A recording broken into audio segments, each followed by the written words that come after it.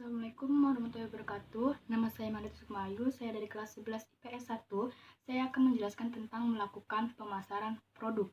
Yang pertama, ada memahami ilmu dan teknik menjual. Yang kedua, ada menetapkan harga jual. Yang ketiga, ada menganalisis kepuasan pelanggan. Yang keempat, ada melakukan negosiasi.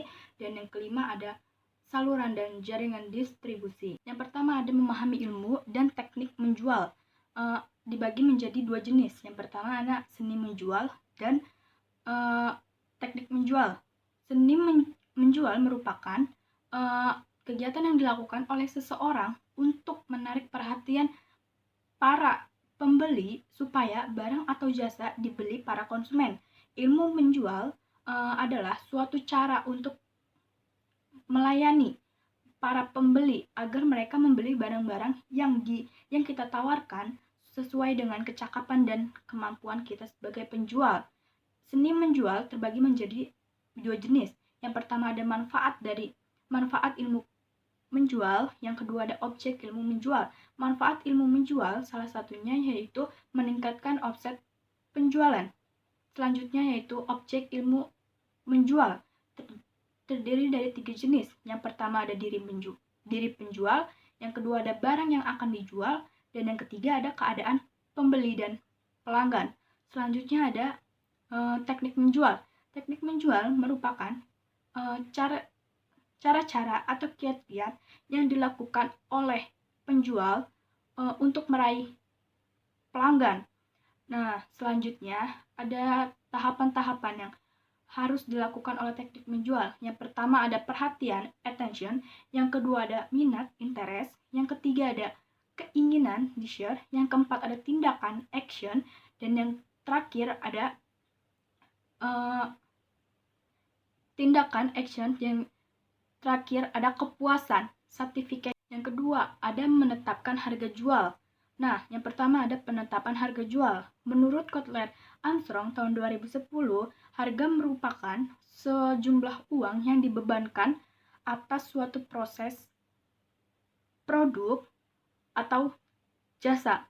Nah, ada beberapa yang harus diperhatikan dalam penetapan harga jual. Yang pertama ada biaya produksi, yang kedua ada daya beli konsumen, yang ketiga ada laba yang diinginkan, yang keempat ada pesaing, dan yang kelima ada jenis barang yang ditawarkan. Nah, selanjutnya ada cara menetapkan harga jual.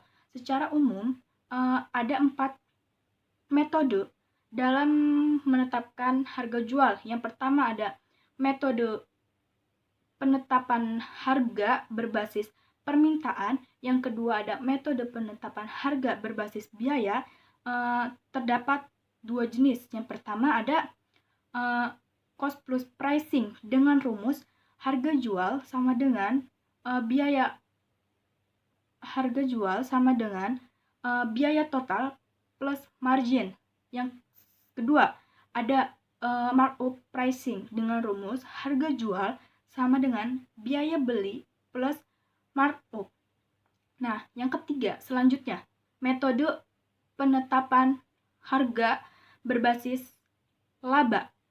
Dan yang terakhir ada metode penetapan harga berbasis pesaing. Yang ketiga ada menganalisis kepuasan pelanggan. Yang pertama ada faktor yang mempengaruhi kepuasan pelanggan. Faktor-faktor yang mempengaruhi kepuasan pelanggan ada beberapa jenis. Yang pertama ada kualitas produk, kualitas pelayanan atau jasa, harga, emosional, dan kemudahan. Selanjutnya ada metode pengukuran kepuasan pelanggan. Menurut Fandi Jiptono tahun 2003, ada beberapa metode yang dapat digunakan dalam pengukuran kepuasan pelanggan. Yang pertama ada sistem keluhan dan saran, yang kedua ada survei kepuasan pelanggan, dan yang ketiga ada ghost shopping, dan yang terakhir ada lost customer analysis. Yang keempat ada melakukan negosiasi. Pertama ada strategi negosiasi. Strategi negosiasi terdapat 3 jenis. Yang pertama ada strategi menang-menang atau win-win strategi. Yang kedua ada strategi menang kalah atau win-loss strategi. Yang ketiga ada strategi kalah-kalah atau loss-loss strategi. Nah, selanjutnya ada taktik negosiasi.